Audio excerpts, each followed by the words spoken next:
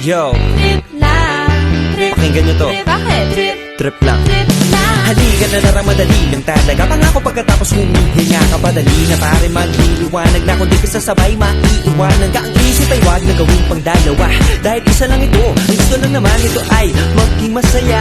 Para di ka mabato ay iwasan mo pag pananatili sa isang lugar. Ibig ko sabihin ay wag ka papasakop sa takot, wag ka papasakop. Kapag nangate, di ka dito isipin mo. Pinipan sa lahat ng karanasan mo dito sa mundo. Bilang tao, gano'n pa rin hindi nagbago. Pinakamasaya yung di pinlano. Kasi pag di